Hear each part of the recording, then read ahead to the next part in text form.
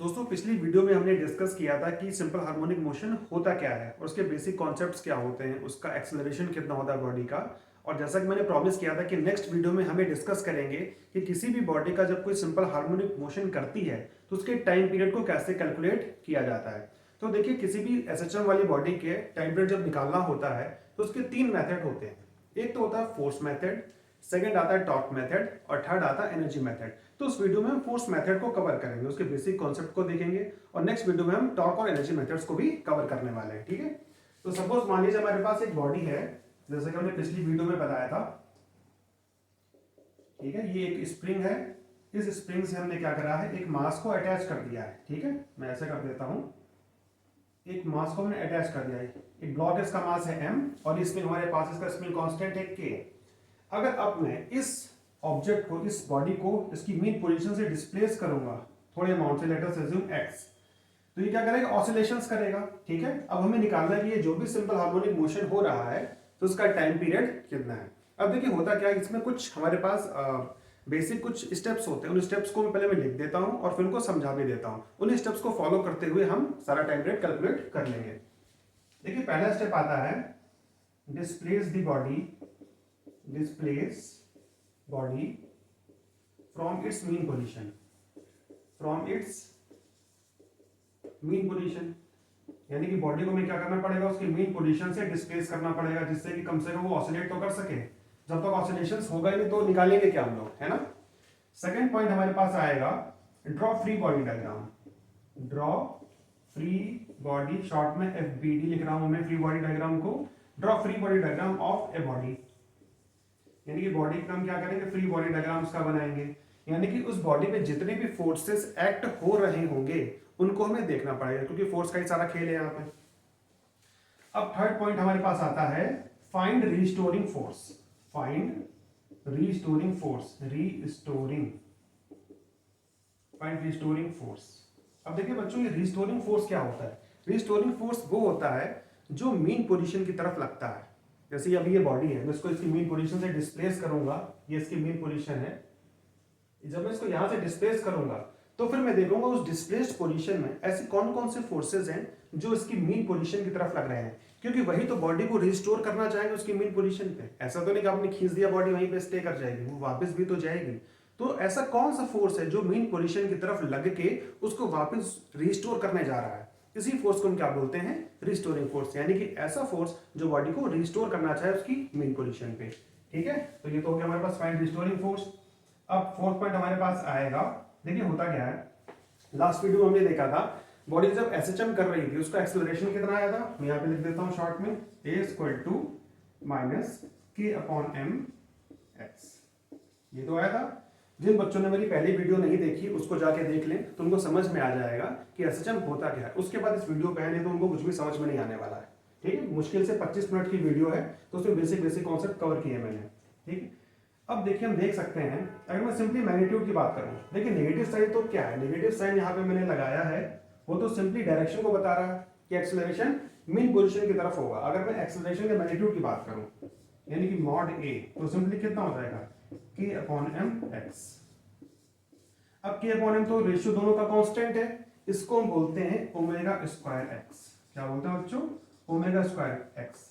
अभी ओमेगा क्या है, ओमेगा है angular frequency of the simple harmonic motion. Omega क्या चीज है, एंगुलर फ्रीक्वेंसी, एंगुलर फ्रीक्वेंसी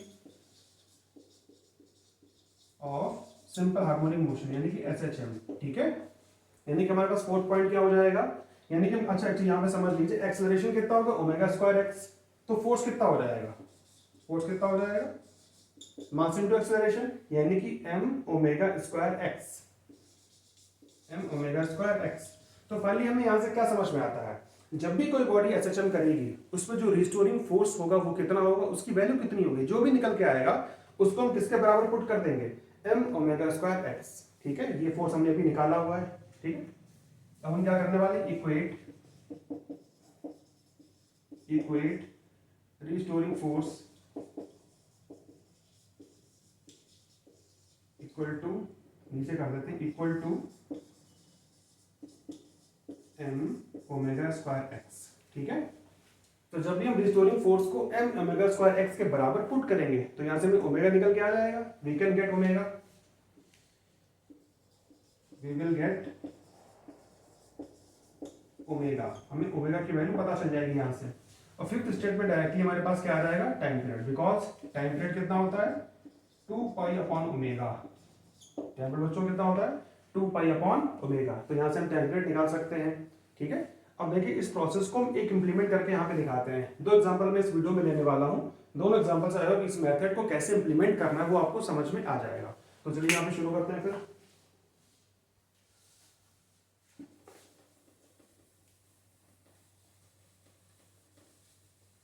देखिए इन सारे स्टेप्स को मैं यहाँ पे इंप्लीमेंट करने वाला हूँ। हमने बॉडी को क्या किया है, उसकी मीन पोजीशन से एक्स डिस्प्लेस कर दिया है। ठीक है, तो जब एक्स डिस्प्लेस हो जाएगी तो उसका शेप स्प्रिंग का ऐसा कुछ हो जाना है, ये ब्लॉक यहाँ पे आ जाएगा। ठीक है, तो इस पोजीशन में क्या होगा हम देखेंगे, डिस्प्लेस कर दिया, अब हम इसका बनाएंगे फ्री बॉडी डायग्राम, यानी कि सारे फोर्सेस को रिप्रेजेंट करेंगे।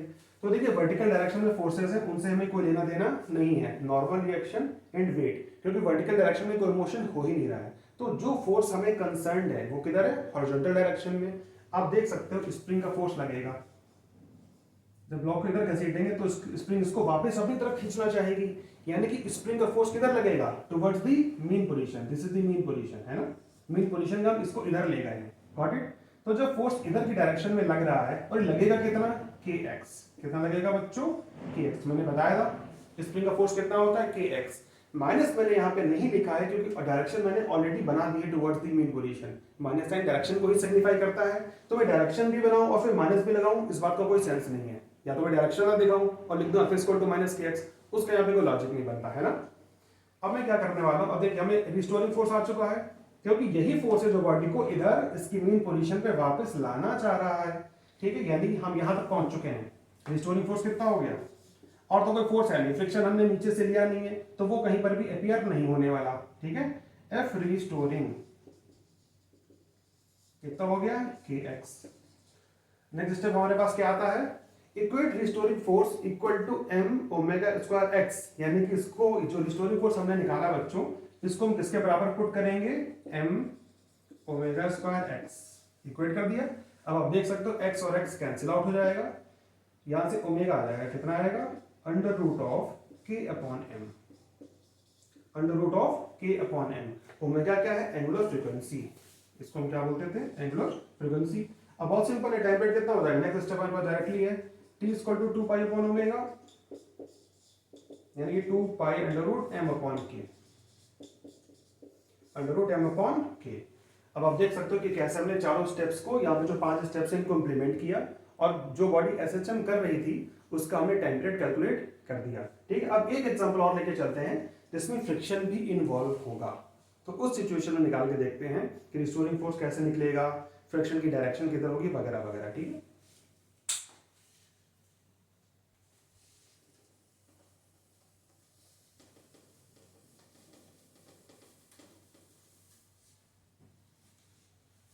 देखिए अभी तो हमने एक मास अटैच किया था, अब मास के बजाय एक डिस्क अटैच कर रहा है। क्या कर रहे हैं, डिस्क, ये स्प्रिंग हो गई और हमने एक डिस्क लगा दी है, डिस्क ले लो या सिलेंडर ले लो। ठीक है, सिलेंडर भी रोल कर सकता है आसानी से स्प्रिंग लगा के, और डिस्क को भी हम लगा सकते हैं इसके अंदर। ठीक है, अब देखिए होगा क्या, यहां पर हम फ्रिक्शन को कंसिडर करने वाले हैं। ठीक है, अच्छा अगर हम फ्रिक्शन को ना लें तो क्या फर्क पड़ेगा, बहुत ही सिंपल है, अगर फ्रिक्शन नहीं लोगे तो कोई भी बॉडी रोटेट नहीं कर सकती अपने सेंटर ऑफ मास के वो। ठीक है, बहुत सिंपल सी बात है, जैसे कि अब गाड़ियों में क्या होता है, जो व्हील्स लगे होते हैं वो क्यों रोटेट कर पाते हैं अपने सेंटर ऑफ मास के अबाउट, क्योंकि ग्राउंड से फ्रिक्शन मिलता है। अगर आप सोच के देखिए, अगर मैं एकदम आइस लगा दूं जिसका कोफिशिएंट ऑफ फ्रिक्शन 0, और वहां पे मैं किसी भी टायर को रोटेट करने की कोशिश करूं, कोई भी कार क्या फॉरवर्ड मूव कर पाएगी, बिल्कुल भी नहीं कर पाएगी, क्योंकि टायर अपनी ही पोजीशन पे रोटेट करता रहेगा, वो आगे मूव ही नहीं कर पाएगा। यानी कि अगर रोलिंग मोशन होना है तो उसके लिए फ्रिक्शन की रिक्वायरमेंट तो है ही है। अगर फ्रिक्शन नहीं है तो रोलिंग मोशन पॉसिबल नहीं है, स्लाइडिंग हो जाएगी बट रोलिंग नॉट पॉसिबल। ठीक है, अगर आप फ्रिक्शन नहीं लगाएंगे तो सिंपली अगर इसको हमने क्या कर दिया, अपनी पोजीशन से खींच दिया तो सिंपली ये स्लाइड करेगा। मान लो कि हमने ए पॉइंट ले लिया और ये बी पॉइंट ले लिया, तो जब इसको खींचोगे इसकी मीन पोजीशन से तो ऐसे ही मान ली यहां पर आ गया ये ए पॉइंट और ये बी पॉइंट, तो ये इसी पोजीशन में बने रहेंगे और ये ऐसे ऐसे स्लाइड करेगा। सिंपली ये पॉइंट ऑफ कांटेक्ट जो यहाँ पे सरफेस पे टच कर रहा है, ये सिंपली स्लाइड करता रहेगा, ये कभी घूमेगा ही नहीं क्योंकि फ्रिक्शन तो है ही नहीं। तो इसीलिए हम यहाँ पे फ्रिक्शन को लिया हुआ है, ताकि अगर फ्रिक्शन की मौजूदगी हो तो हम फ्रिक्शन को कैसे अकाउंट करने वाले हैं इन सारे स्टेप्स के अंदर, वही हमें इसमें सीखना है। तो अभी देखते हैं।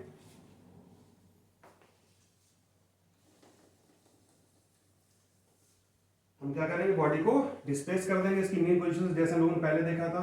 ये डिस्प्लेस होके ये मान लीजिए यहाँ तक आ जाता है, थोड़ा सा बड़ा बना दे रहा हूँ, ठीक है। अब देखिए जब हम डिस्प्लेस करेंगे तो ऑब्वियस सी बात है हमें क्या करना है, पहला स्टेप तो हम लोगों ने कंप्लीट कर लिया। सेकंड स्टेप आता है ड्रॉ फ्री बॉडी डायग्राम, यानी हम इसमें फोर्सेस को देखेंगे। तो पहला तो फोर्स बहुत आसान है, स्प्रिंग फोर्स आएगा, मेन पोजीशन की तरफ कितना आएगा, के एक्स।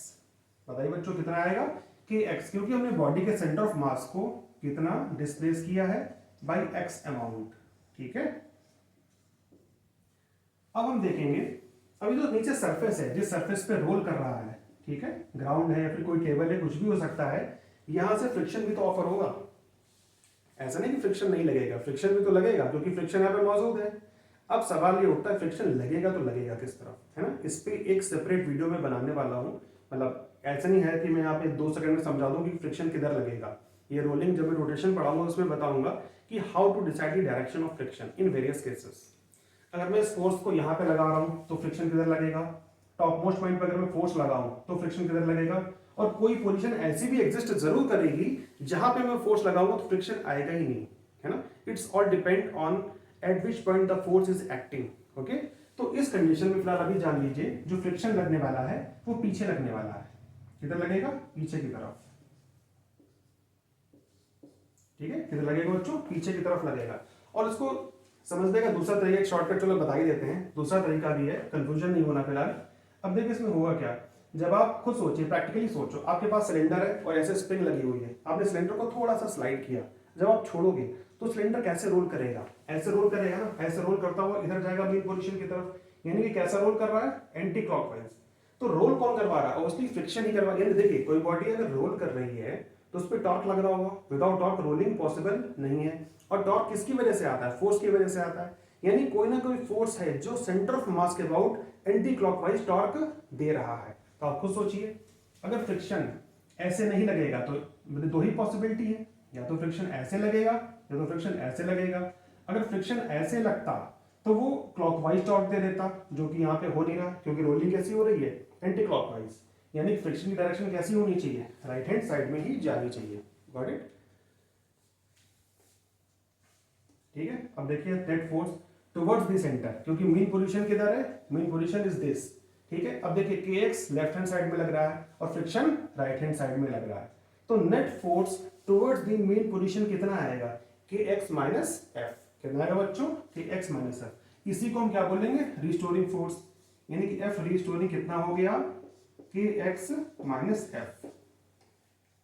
हमें फोर्स निकालना है, find restoring force. Restoring force वो होता है जो मेन पोजीशन की तरफ लगता है। तो यहां तक हम पहुंच चुके हैं।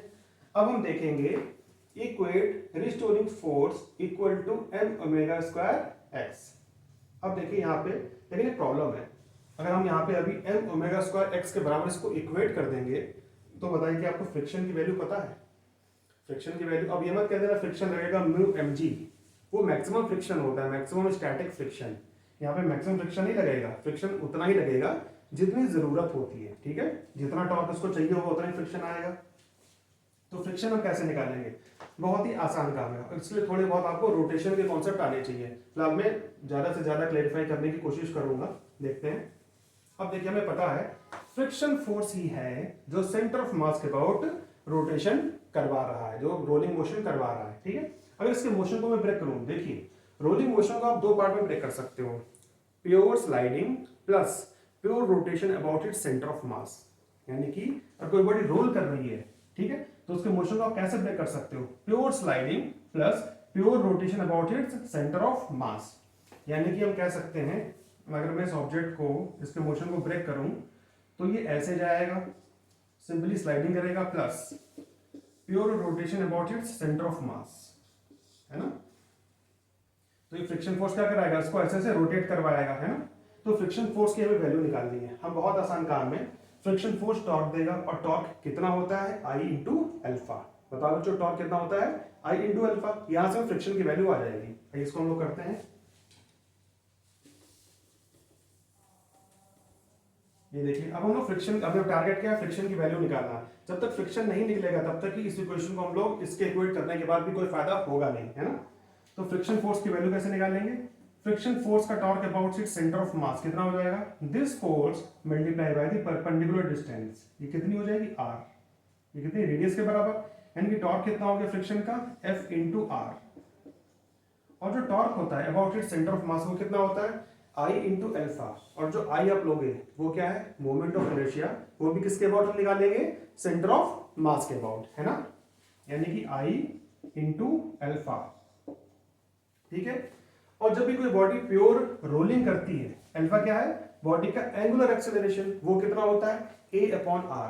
प्योर रोलिंग कंडीशन में अगर आपने रोटेशन पढ़ा हो तो उसमें प्योर रोलिंग कंडीशन में अल्फा कितना होता है ए बाई आर।